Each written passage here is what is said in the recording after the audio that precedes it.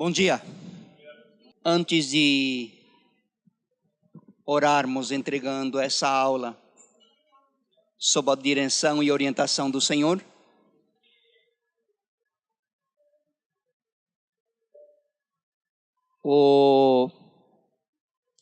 independente da tua opção, independente da tua inclinação, independente do que vocês pensam a respeito de voto daqui a 2 semanas. O Brasil está passando por uma convulsão e é urgente que a igreja tome a sua postura e ore. E peça mesmo, um clamor de todo o coração. Peça mesmo que o Senhor livre a nossa nação de um princípio totalmente imoral.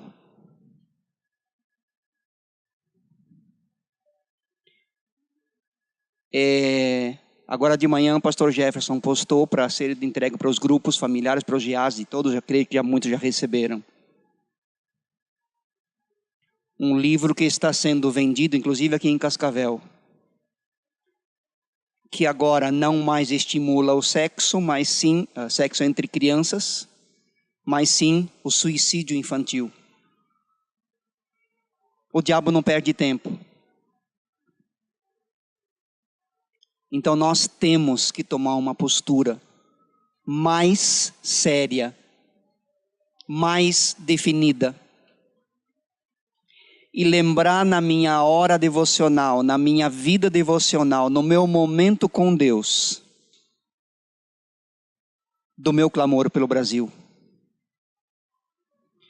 Talvez você queira anotar aí na sua folha.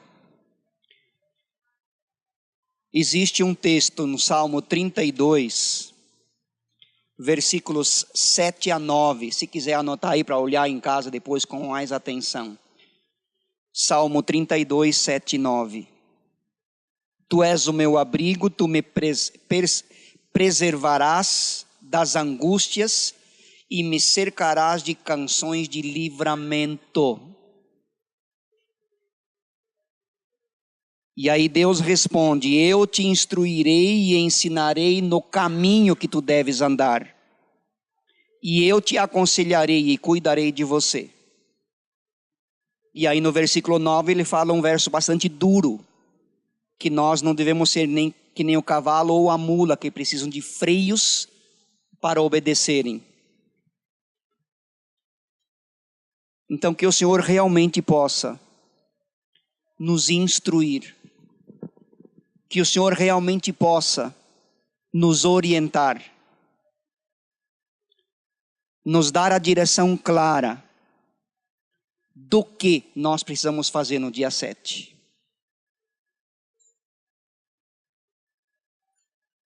Então, meus amados, é hora de oração, é hora de clamarmos ao Senhor. Vamos orar. Pai, nós clamamos que Tu venhas aproximar o Brasil de Ti. Que Tu venhas dar à Tua igreja, em especial ao Teu povo, a instrução que o Salmo 32, 7 e 8 fala. Senhor, nós não conseguimos simpatizar, nós não conseguimos conceber a ideia dessa imoralidade crescente. E em nosso percurso de vida cristã, Pai, Tu nos tens ensinado o que é correto. Por isso nós nos prostramos diante de Ti e clamamos: tem misericórdia do Brasil. Tem misericórdia desta nação. E por Tua decisão, através da tua igreja, do teu povo, do povo desta nação, as pessoas que irão governar o Brasil nos próximos 4 anos, sejam pessoas as quais tu colocarás lá, para que tu possas operar através delas.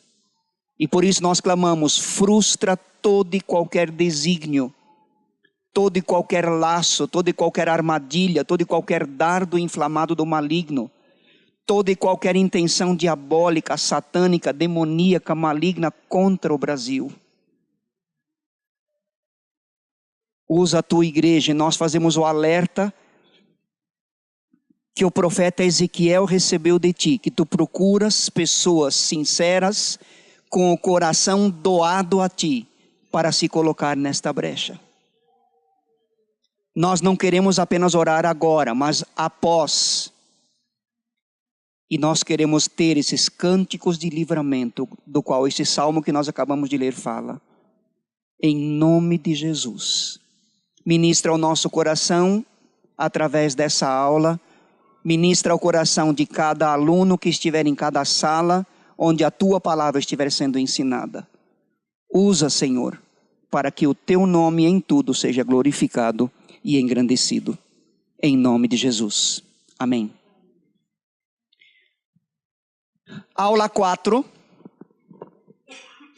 Lembrando que o tema da carta sempre vai ser Jesus Cristo é melhor. A orientação da aula de hoje seria: nós somos, no transcorrer dessa aula de hoje, somos convidados por Jesus Cristo a entrar no Santo dos Santos. Lembra que na semana passada nós dissemos que Deus falou lá no passado pelos profetas, pelos anjos, mas a nós fala hoje pelo Filho. E agora na aula de hoje, Hebreus capítulo 4, 11 a 16, ele nos convida a entrar no Santo dos Santos, pelo caminho que aquele Filho que foi usado pelo Pai, ministra ao nosso coração. Então, Hebreus 4, 11 a 16, Cristo provê tudo devido à sua elevada estatura. Pensa comigo. Imagina que eu pudesse ler o seu pensamento agora. Imagina que eu pudesse adivinhar, perceber o que você está pensando. O que você faria na minha presença? Ou, se você me visse e soubesse tudo o que eu penso, toda a minha atitude, uma posição da minha parte seria fazer o possível para evitá-lo, evitar estar na tua presença. E essa passagem de Hebreus 4, 11 a 16 exatamente diz isso. Deus nos vê exatamente assim como nós somos.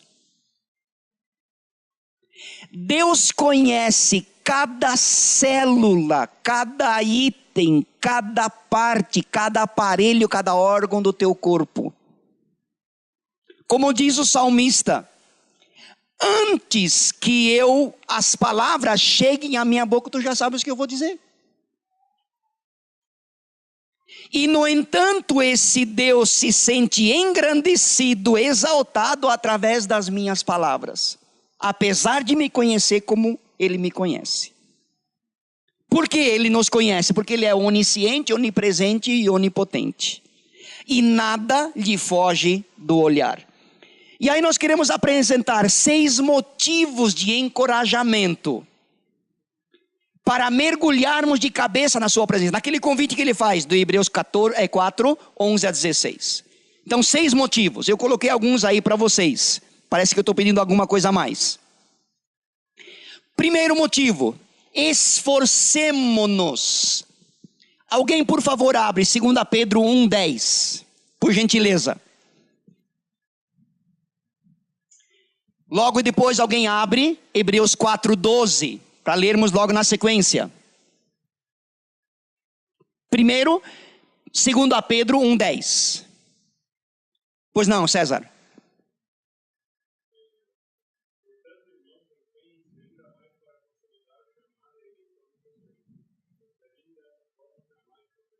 Amém. A primeira frase novamente, César, por gentileza. Empenhem-se, esforcem-se, mergulhem de cabeça na presença de Deus. Mesmo Ele nos conhecendo, Ele não precisa da minha pessoa para ser Deus. Ele não necessita de mim para ser Deus. Ele não precisa de mim. Ele não precisa do Paulinho para ser Deus. Ele não precisa do Mate. Ele não precisa do Mateus para ser Deus. Ele é Deus apesar daquilo que eu sou, o que eu faço. Se eu fizer ou não fizer, Ele continua Deus. Tem esse cântico que nós cantamos aqui na igreja. Essa passagem aqui, 3,14, 2 Pedro. Está perto aí alguém? Janaína, por gentileza.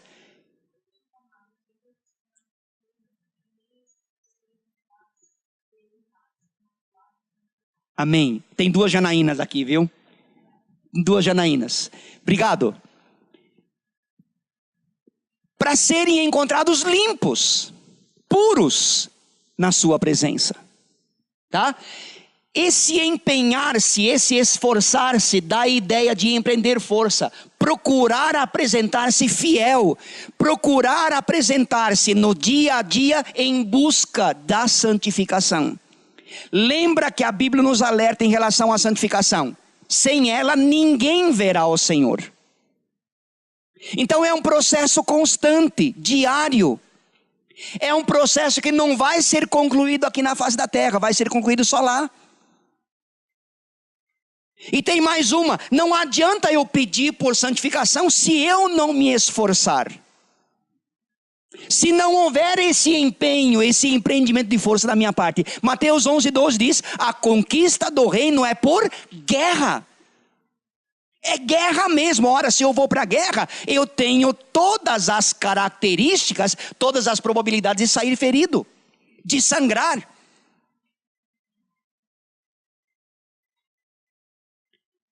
Fazer uso da palavra, segundo motivo, segundo auxílio. Hebreus 4:12, quem lê?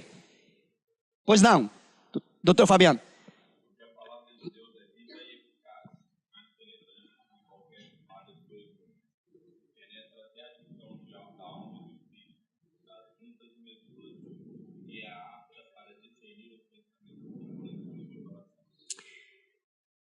Consegue discernir aquilo que a palavra é? Quando eu dei profetas maiores, eu fiz um desafio para os alunos. Se tiver um tempo, senta em casa e escreva numa folha. Tem que ser folha grande.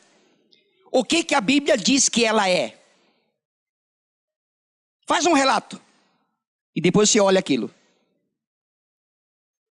Primeiro, ela é o pão. Pão que alimenta, pão que me dá força, pão que me dá condição de empenhar-me, de esforçar-me, de lutar. Como eu disse aqui, se eu quero viver, buscar e andar em santificação, eu tenho que me empenhar. Isso não vai acontecer num pacote com laços maravilhosos jogados pelo Senhor sobre o meu colo. Não, é esforço meu, é batalha minha. Além de pão, Jesus Cristo diz a água da vida, a água do Espírito. Ela é a força, ela é a orientação, ela é lâmpada para os meus pés, ela é luz para o meu caminho, ela é escudo, ela é espada, e aí vai. Descreve a palavra uma vez para ti. E o doutor Fabiano leu aqui, ela é uma espada de 2 gumes que penetra até onde? Alma e espírito, juntas e medulas. Só, mas essa palavra já foi escrita aí há Novo Testamento, mais de 2.000 anos. Velho Testamento, alguns textos, mais de 6.000 anos. E no entanto, Jesus Cristo diz a respeito da Bíblia, da palavra, passarão os céus e a terra, mas a minha palavra não passará. Ou seja, A palavra de Deus na tua vida, na minha vida, é mais atual do que o jornal de amanhã. Já aconteceu com alguém aqui ler um texto que já tenha lido 30, 40, 100 vezes, e de repente aquilo salta daquela página da Bíblia ao meu coração, aos meus olhos, à minha mente? Quem já teve essa experiência? Aleluia! O Espírito Santo vos guiará a toda a verdade. A tua palavra é a verdade. Agora junta os dois. João 8,32, João 8,36. Se a tua palavra é verdade, no 32 diz o quê? Se pois o Filho vos libertar, verdadeiramente sereis livres. Isaías 55:11 diz lá que a palavra de Deus jamais volta vazia. Terceiro auxílio, nada foge do olhar do Senhor. Não vamos ler aí Salmo 139, só mencioná-lo, tá? 4,13, quem está aberto aí? Hebreus 4,13. Alguém?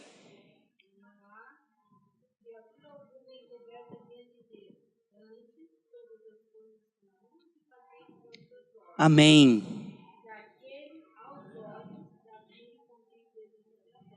Amém. Amém. Não, tá certo, é isso mesmo.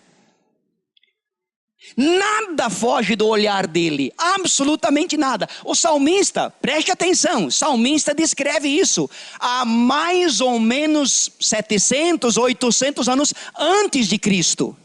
Tá certo? E ele diz: Senhor, para onde eu irei de ti? Como é que eu posso me esconder de ti? De que forma? Se eu quero me esconder no céu, tu estás lá.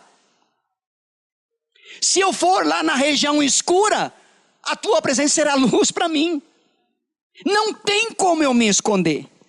E o salmista chega à definição gloriosa: Senhor, tu me formaste de uma forma excelente, sobre-excelente e maravilhosa. Nada em mim te é desconhecido. E é assim que ele deseja que eu me apresente diante dele. Quarto auxílio, mediação. Não é meditação, viu? Mediação, 4,14, quem está?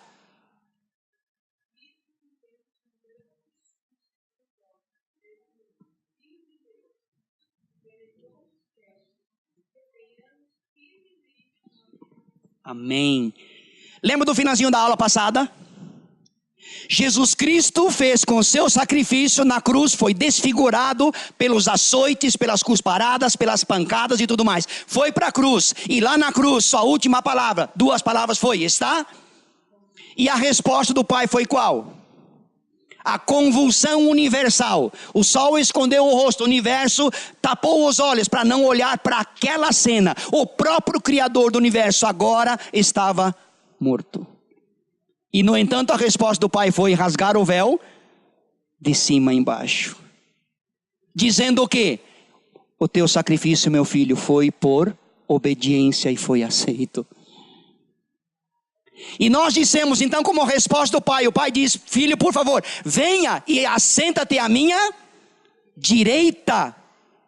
E ele vai e assume o seu lugar, destinado desde a fundação do mundo, ou antes da fundação do mundo, que era dele, o qual ele abandonou, como diz Paulo em Filipenses capítulo 2. Ele saiu de lá, abandonou a sua glória para vir aqui, morrer no meu lugar, pegar o meu peso, a minha vergonha, o meu pecado, e depois agora voltar lá e assentar-se de novo à direita do Pai. E nós concluímos a aula semana passada dizendo o seguinte: quando Jesus Cristo volta lá e se assenta no lugar destinado pelo Pai, que nunca, jamais será ocupado por nenhuma outra criatura, os anjos fazem o quê? Se põem em pé e o adoram, reconhecendo a sua grandeza, a sua glória. Essa é a mediação do que fala o 4,14. Jesus Cristo é o nosso mediador, nosso advogado de defesa. Nós somos culpados por causa dos pecados que nos acusam, mas Deus, como juiz, decide lançar a minha culpa, pegar a minha culpa e lançar sobre Jesus Cristo, seu Filho. Sempre ouvimos dizer: Jesus Cristo pagou a minha dívida. Jesus Cristo quitou a minha dívida. Jesus Cristo pagou para quem? Para quem que Jesus Cristo pagou?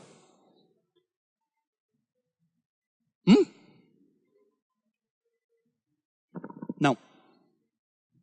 Pagou para Deus, pagou para o Pai. Ele pagou para o Pai. Deus nunca, Jesus Cristo nunca deveu nada ao diabo. Nunca, nunca. Ele pagou para o Pai. Ele deu a sua vida. O valor da minha vida foi paga por Ele na cruz, tá certo? E por Cristo nós temos a liberdade. E mesmo recaindo em pecado, nós continuamos tendo em Jesus Cristo um sumo sacerdote que intercede por nós. E nos convida e nos estimula para que nós entremos no descanso de Deus. Quinto auxílio, compaixão, 4:15. Quem lê, por favor?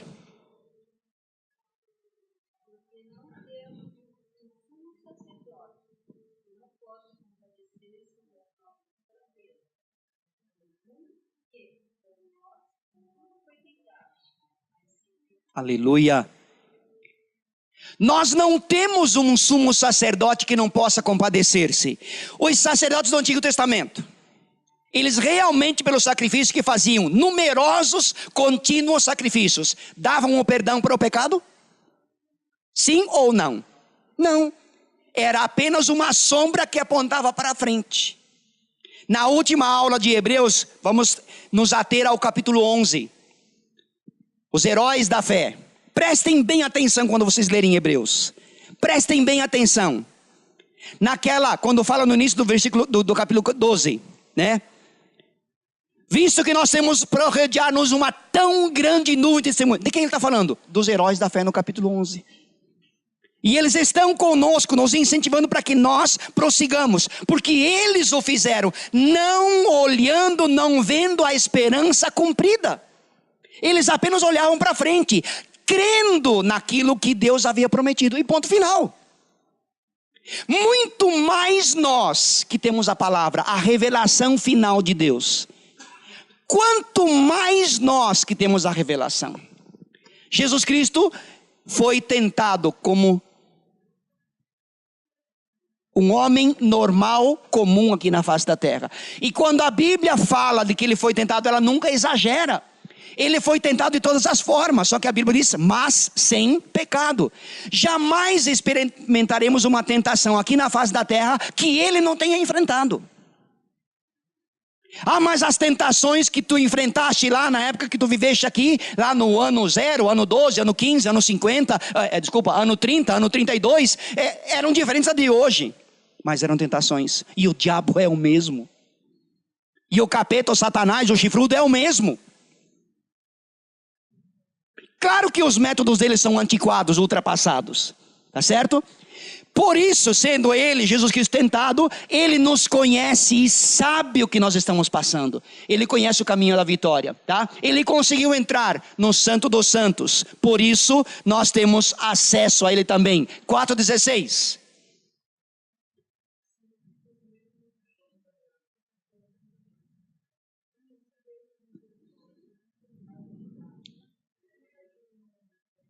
Amém. Aproximemo-nos como? Com quê? Com confiança, com certeza, com obediência ao trono da graça. Para quê? Para recebermos misericórdia e socorro. Algumas traduções dizem socorro. Para recebermos socorro em tempo oportuno. Eu tenho que fazer a minha parte, eu preciso me empenhar, eu preciso buscar, eu preciso cavar, eu preciso minerar, garimpar nessa mina de ouro que é a palavra. Mas as joias estão lá, basta eu ter o desejo de descobri-las. O quadro que o autor pinta aqui desse acesso, entremos no Santo dos Santos, ou junto ao trono da graça, é da antiga sala do trono, dos reis antigos. Por exemplo, quem tinha o direito de entrar na sala do rei sem que o rei o convidasse? Sim, tinha uma pessoa. Tinha uma pessoa. Mesmo que o rei não convidasse, ele tinha liberdade de entrar. Quem? O filho mais velho. Está escrito aqui, o filho mais velho.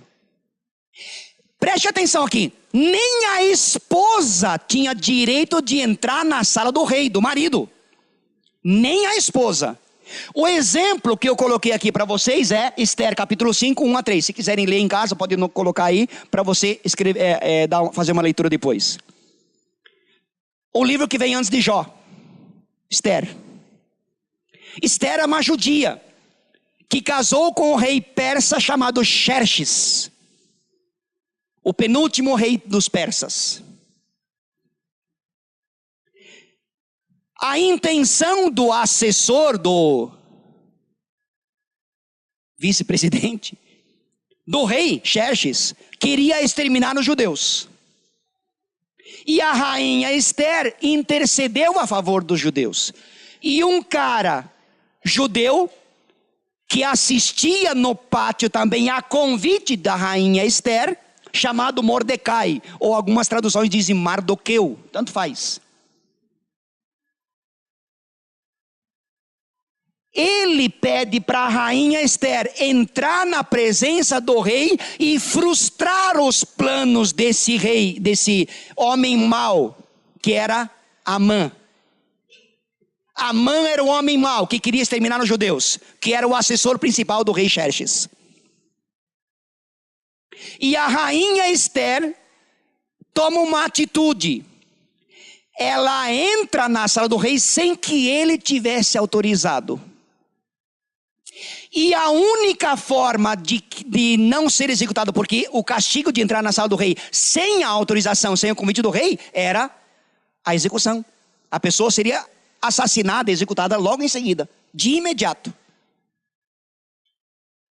E quando a rainha Esther entra, claro que eles oraram antes, e quando ela entra na sala do rei, Xerxes estende o cetro em sua direção e diz: minha rainha, o que é que você quer? Mesmo que tu me peças a metade do meu reino, eu te dou agora. Meus amados, é essa figura que o 4,16 está dizendo. O Rei dos Reis, o Senhor dos Senhores, estendeu o cetro dele em minha direção, autorizando a minha entrada até hoje no Santo dos Santos. Como eu coloquei aqui para vocês, o Rei dos Céus, o Senhor dos Senhores estendeu o seu cetro em nossa direção, dando-nos os privilégios que o próprio Filho primogênito desfruta.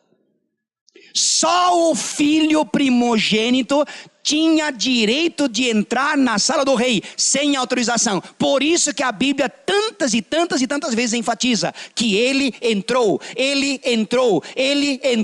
e conseguiu assentar-se novamente a convite do Pai devido à obediência à direita dele. Interessante notar que é preciso uma grande dose de fé para que realmente aceitemos de que Deus nos ama e nos aceita como somos. E eu posso entrar na sala do trono, eu posso entrar no Santo dos Santos sem ser consumido, sem ser vaporizado pelo brilho da glória do Pai, o Rei dos Reis, o Senhor dos Senhores. Afinal de contas, a Bíblia diz que aquele que nasceu de Deus não vive na prática do pecado, mas nós pecamos, você e eu continuamos cometendo deslizes e pecados. Mas e apesar de nós cometermos deslizes e pecados, Ele nos aceita. Jesus Cristo morreu por mim, e não importa qual foi o meu passado e também não importa o meu futuro. Ele sabe do que vai me acontecer, mas Ele olha o meu empenho, a minha dedicação, a minha consagração, a minha fome, o meu desejo por essa santificação que já falamos. E aí quando nós entramos na presença dEle, na sala do trono, no Santo dos Santos, Ele aplica, Ele derrama sobre nós a graça sobre graça abundante. Cada dia, cada instante, cada momento. Mesmo nos conhecendo como Deus nos conhece, Ele nos aceita. Não só nos aceita, mas convida a entrar no seu descanso. A escolha é minha. Ou eu imito Israel na sua incredulidade, ou eu creio que posso entrar e possuir a terra prometida. Para nós a terra prometida não é lá na Palestina. Para nós a terra prometida ainda está por vir. Mas como diz no capítulo 11, fé é a certeza das coisas que se não vêm, mas a convicção daquilo que se espera. Então fé pode ser o quê? Fé é crer no invisível, mas não no inexistente. Deus prometeu, está lá. Jesus Cristo disse em João capítulo 14, 1, 2 e 3, né? Eis que eu vou para o céu preparar-vos lugar, para que aonde eu estiver, vocês também estejam, e usufruam aquilo que eu estou usufruindo, para que vocês vivam aquilo que eu estou vivendo. Em João capítulo 17, Jesus Cristo diz: eu quero que eles tenham a mesma glória que eu. Jesus Cristo intercedendo por nós. Apesar da pecaminosidade do ser humano, o autor de Hebreus quis encorajar os seus leitores a aceitarem a vida nova em Cristo e a intercessão do sacrifício sacerdotal de Cristo. A não voltarem ao antigo sistema, a não usarem os antigos utensílios, aquela coisa toda que visava, que olhava, que apontava para Jesus Cristo. A intenção do autor era apontar para Jesus Cristo. Fazer com que o judeu entendesse de que Jesus Cristo já tinha vindo, ele era o Messias, aquele prometido por Deus, e estava consumada a obra da intercessão, do sacrifício pelo pecado. Não há mais necessidade de repetitividade de sacrifícios. Amém? Por exemplo, todos os sumos sacerdotes, todos os sacerdotes após o monte Sinai lá no deserto, são nomeados não por vontade humana. Desde que Deus estabeleceu, ele escolheu uma tribo. Qual? Tribo de Levi. Então não era por decisão, eu não quero ser da tribo de Levi, o homem, né, chega a dizer, eu não quero ser sacerdote. Não, ele tinha que ser. Cada homem da tribo de Levi, chegando aos 30 anos, ele ia para o serviço religioso obrigatório. Serviço religioso obrigatório. E era obrigatório, era estabelecido por Deus. Tanto é que o homem levita, ele não trabalhava para ganhar o seu sustento, ele servia. Ele tinha todas aquelas funções. Aí o cara fala assim, eu quero ser levita. Quando fala em levita, esquece o que eu acabei de falar agora. O que vem à sua mente? Cantor, é? Eu quero ser levita porque fica em cima do palco, né? Sabe qual era a função do levita? Primeira coisa, montar e desmontar o tabernáculo. E carregar o tabernáculo para o próximo acampamento. E lá montar de novo. Limpar o esterco dos animais que vinham lá para o sacrifício. Lavar o pátio inteiro. Lavar as vestes, purificar as vestes. Lavar todos aqueles utensílios, deixando-os impecavelmente limpos. Manter o fogo aceso. O candelabro alimentado. E se sobrasse um tempo, ele dava uma cantada. Desculpa essa cantada aí.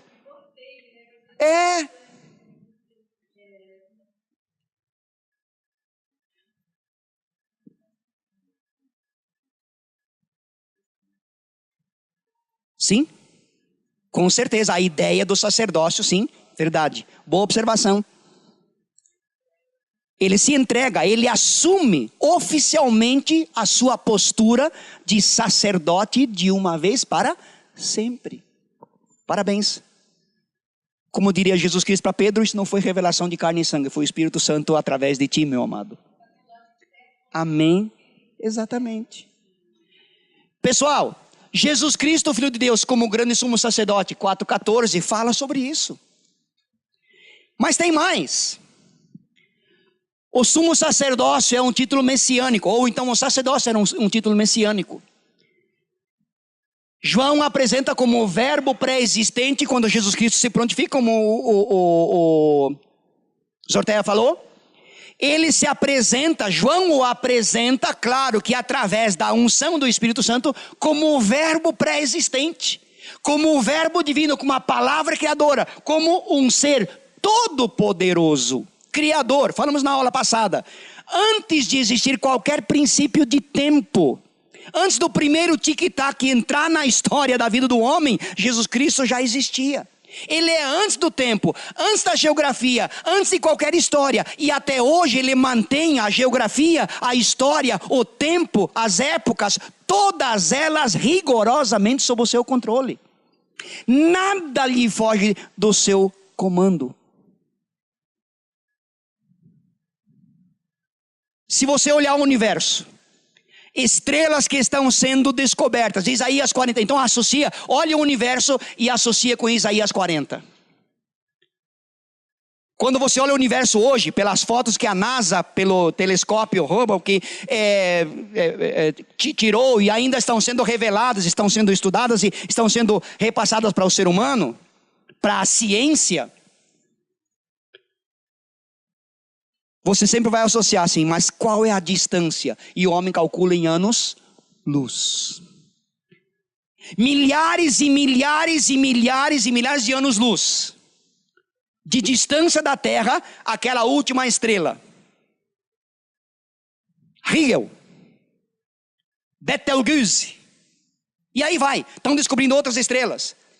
Que são, pela aparência, gigantescamente maiores do que o Sol. Quantos anos-luz? E Isaías 40 diz, o nosso Deus mede o universo a palmos. Vejamos, o planeta Saturno está distante da estrela Betelgeuse a tantos bilhões, na nossa distância, nossa concepção, tantos bilhões de quilômetros. 2 polegadas.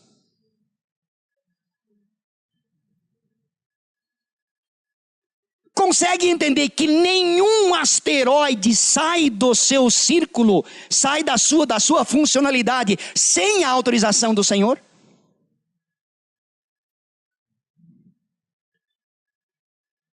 O texto que nós dissemos, Filipenses 2, 5 a 11... Apesar de ser Senhor Todo-Poderoso, ele se humilhou até a mais baixa posição. Morreu por mim. Se deu por mim. Deus olhou para o meu pecado e pegou aquele meu pecado e aplicou o juízo sobre o próprio Filho. E isso é amor. Não tem outra palavra que identifique, apesar de ser uma palavra tão simples.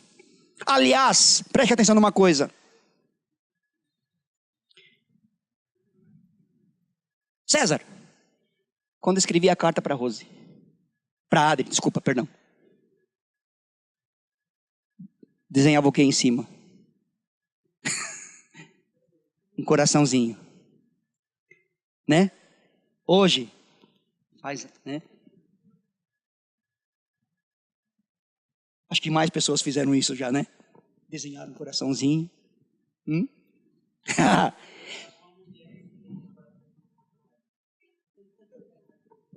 Aí a mulher vai dizer um coração ainda batendo, né? Pulsando. Pessoal, o símbolo máximo do amor nunca foi um coração. Foi a cruz. A expressão máxima, exemplar de amor, foi a cruz e não um coração. Agora você vai desenhar para tua amada, né? Vai escrever uma cartinha e vai desenhar uma cruz. Ela fala assim, sai de mim! Fuja de mim! Tô fora! Você é a minha cruz. Não, ela tem uma associação, né? Melhor não. Continua fazendo o coração mesmo então, tá? Pela encarnação, Jesus Cristo, ao tornar-se humano, ele assumiu e identificou-se com a natureza do homem, natureza mortal. Preste atenção, ele era Deus, mas ele tornou-se 100% humano. Os sentimentos, os sintomas, as ideias, os pensamentos que ele tinha eram humanos. Ah, tu conseguiste vencer quando a mulher samaritana estava lá discutindo com ele, etc e tal. Tem tantos maridos e agora esse que você tem agora não é marido. Se sentiu tentado? Mas lógico que ele se sentiu tentado, porque a Bíblia diz que em tudo ele foi tentado. Ah, mas tu eras Deus, então tinha lá um coração blindado que essa maldade não entrava. Verdade, porque ele não deixava sair daqui para vir para cá. Não deixava sair daqui para vir para cá. Então, meu amado, eu não consigo conceber a ideia de alguém falar assim: eu não consigo vencer essa tentação. Tenta. Primeiro lugar, não clica. Segundo lugar, não acesse. Terceiro lugar, não passe. Leia Salmo 1. Os 3 primeiros versículos.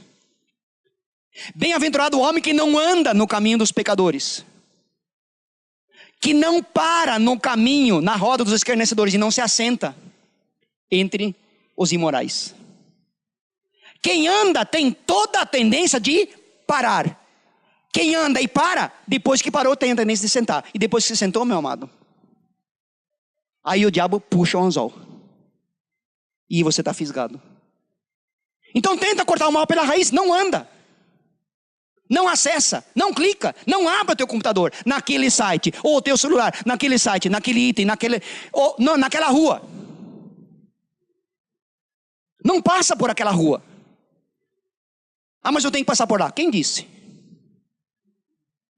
Esse cara que falou que tem que passar por aquela rua é o que quer que você passe naquela rua. E justamente naquele exato momento, aquela dita cujo vai aparecer. Ou aquele dito cujo vestido de mulher. Pela encarnação, ele tornou-se figura humana. Pela ressurreição e glorificação, elevou os homens, identificando-os à sua natureza divina. Alguém, por favor, leia para mim Romanos 8, 29 e 30. Por gentileza, Romanos 8, 29 e 30.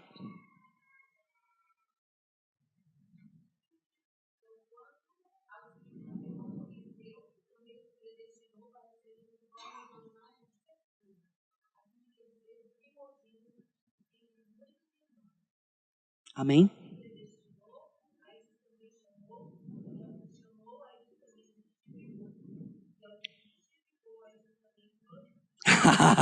Fala para mim, de novo, 29. A todos quantos ele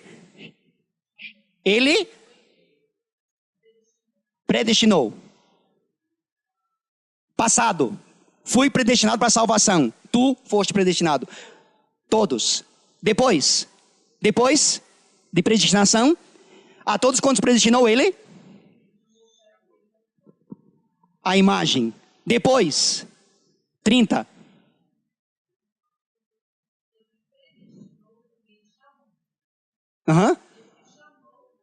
Justificou.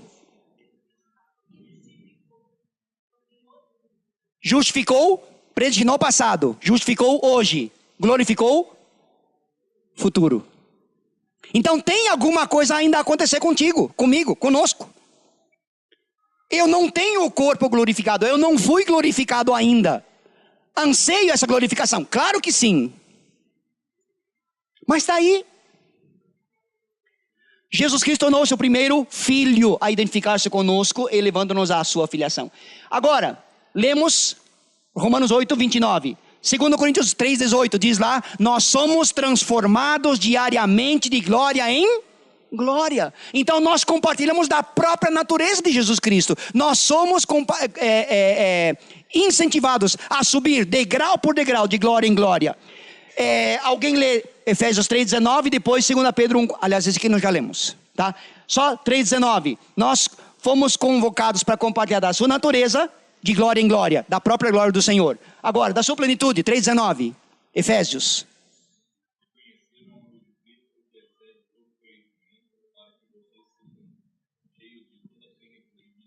Cheios do quê? Pergunto para o senhor, para os senhores, para as senhoras: a plenitude de Deus cabe em ti? Você já imaginou? O Criador de todo o universo, a própria palavra criadora, habita em ti? Ah, professor, porque eu fui naquela igreja onde tem aquela profetisa de 12 anos de idade e desce fogo do céu e aquele templo treme. E eu tremo ouvir isso.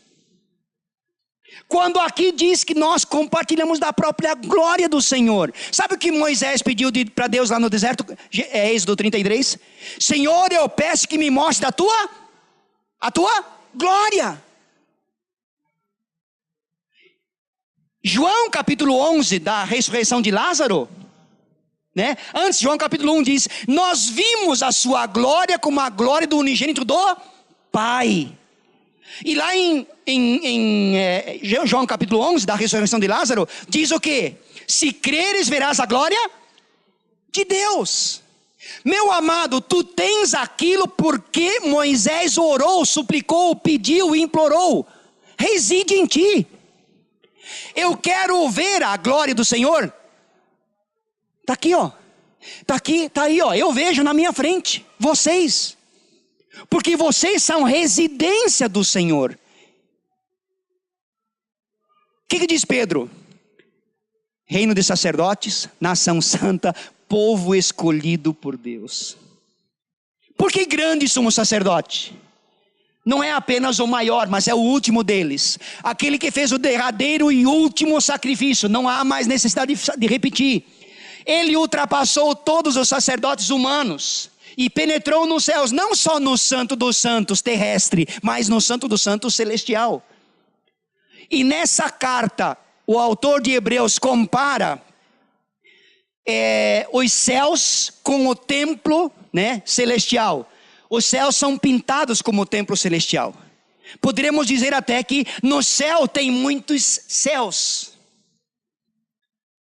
E nós somos convidados a habitar nestas mansões celestiais. Ele penetrou no próprio céu, ele entrou no Santo dos Santos e nos estimula nos convida para que nós entremos também. Falamos agora há pouco de 2 Coríntios 3,18, nós somos transformados de glória em glória. Haverá uma glória infinita, inimaginável, com a qual seremos cheios.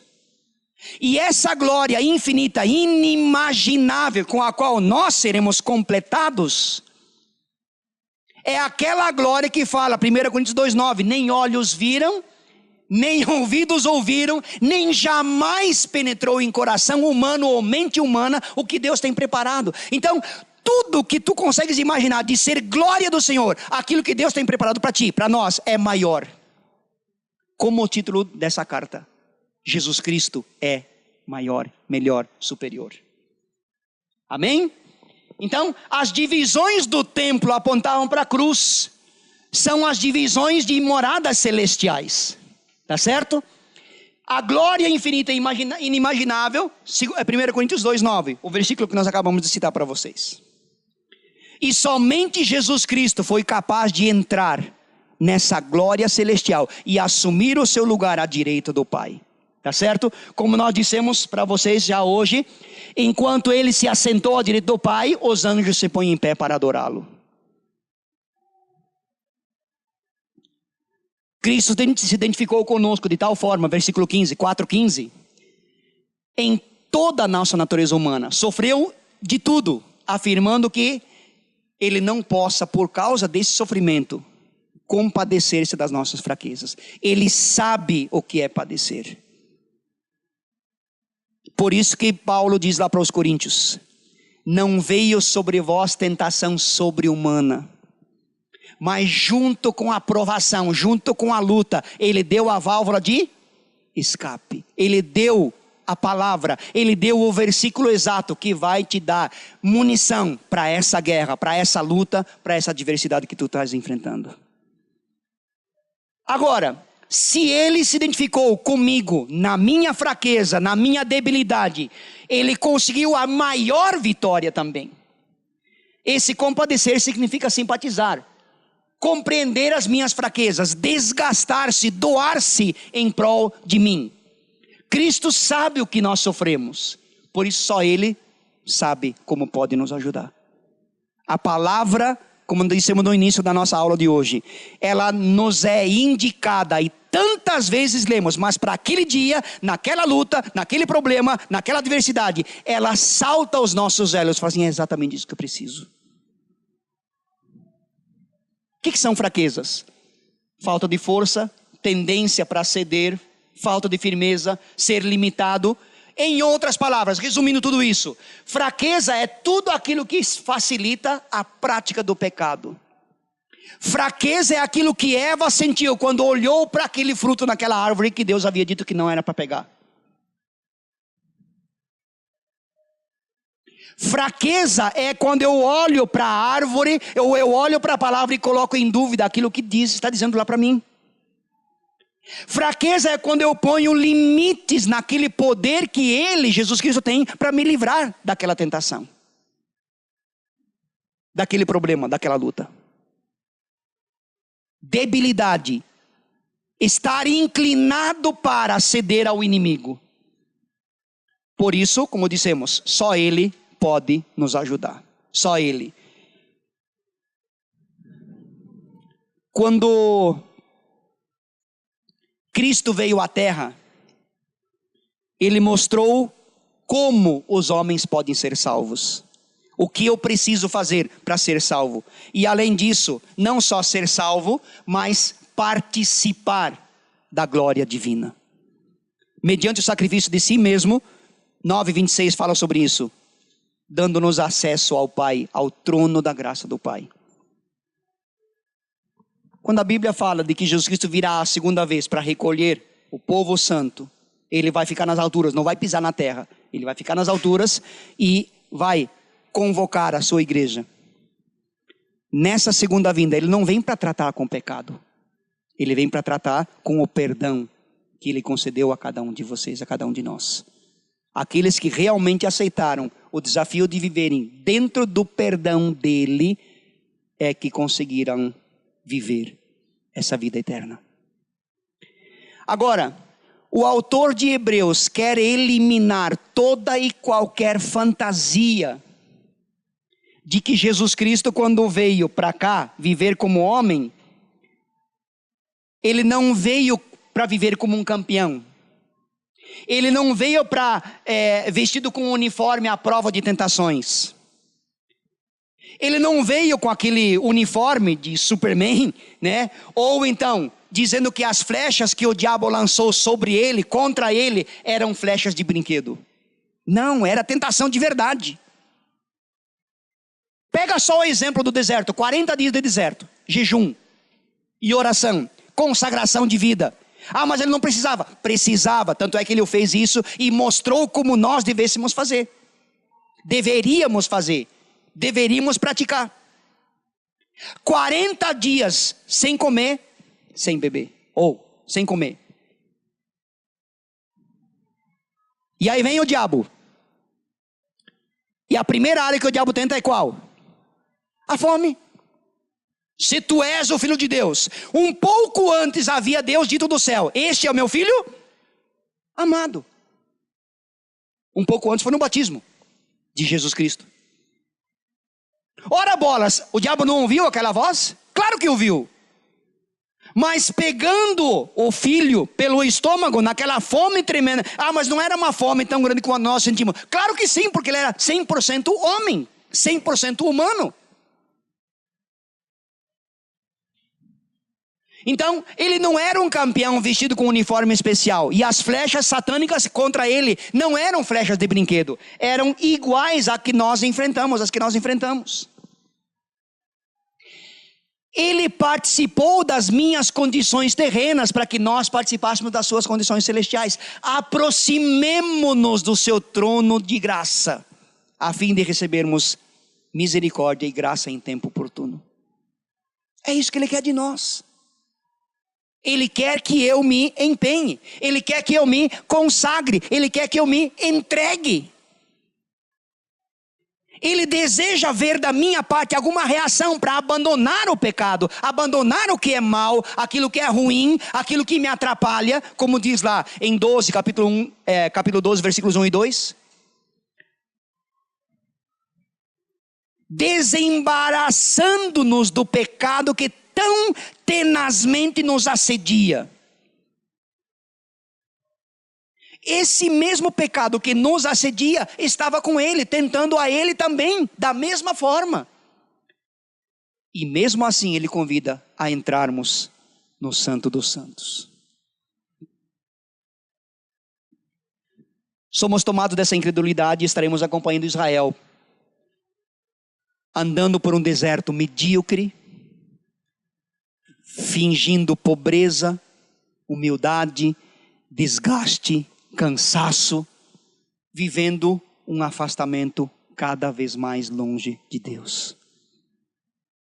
Por isso que Hebreus fala várias vezes, né? Aqueles que desobedeceram. A Bíblia em geral fala, aqueles que não obedeceram, não entraram no verdadeiro descanso. Lá era a terra prometida. Israel assumiu aquilo que Deus havia lhes dado por promessa a Abraão, mais ou menos um terço. Até alguns geólogos falam de que é menos de um terço da terra que Deus deu para eles.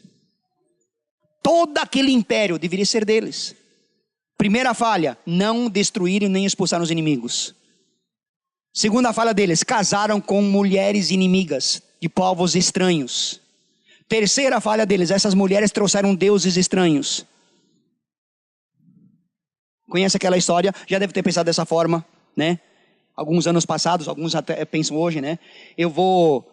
Jovens, né? Vou namorar com aquele cara incrédulo, aquele rapaz incrédulo, porque na igreja depois do casamento ele vai se converter. Aí ele vai mudar. Sim, ele vai mudar, vai atrasar na tua vida.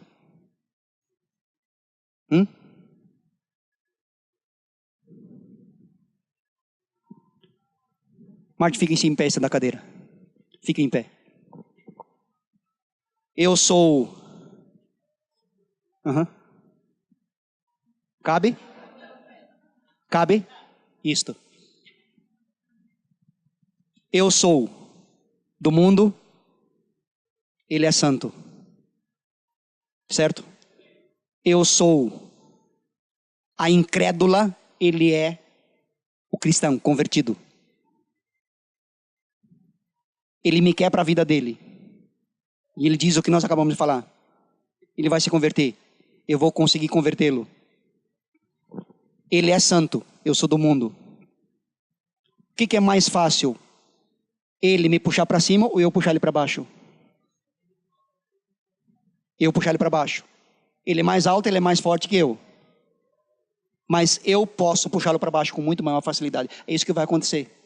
No teu namoro, no teu casamento, na tua vida, com pessoas que não pertencem ao Senhor. É muito mais fácil puxar para baixo, obrigado. Muito mais fácil puxar para baixo do que puxar para cima. Certo? Jesus Cristo nos aceita como somos e Ele quer que nós mudemos. Ele quer que nós sejamos transformados. Tá certo? Olha aqui, ó.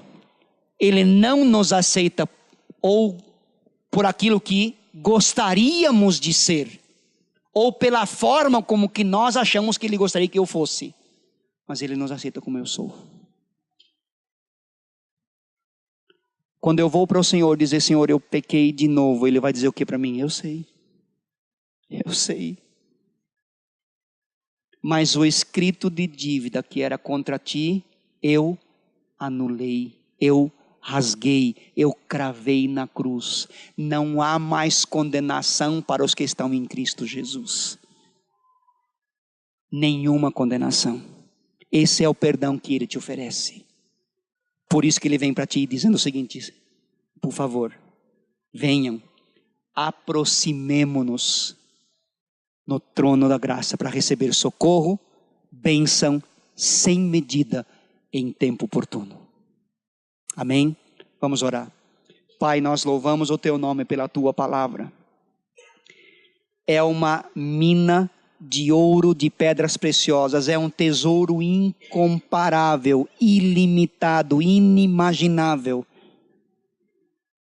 E nós, Senhor, nos engrandecemos porque conseguimos apenas arranhar a superfície das maravilhas que Tu tens escrito na Tua palavra para nós. E cada vez mais nós entendemos que os nossos olhos, nem ouvidos, nem coração humano conseguirão entender aquilo que Tu tens preparado, porque nós reconheceremos isso quando estivermos lá contigo. Mas enquanto estivermos aqui, nós clamamos, tem misericórdia e nos ajuda. Espírito Santo nos estimula. Espírito Santo nos incentiva a prosseguirmos. Incentiva-nos a cada dia, dezenas de vezes por dia, a entrar no Santo dos Santos para sermos socorridos e recebermos graça. Acampa os teus anjos em volta desses homens, dessas mulheres, nesta nova semana. Cada tarefa que cada um tem para cumprir, cada afazer que cada um tem para cumprir, que os teus anjos estejam na direção, dando-nos livramento, e pela tua unção, Espírito Santo, dá-nos sabedoria e criatividade e sensibilidade para ouvirmos a tua voz e o teu toque, em nome de Jesus, amém. Deus abençoe. Vocês são excelentes.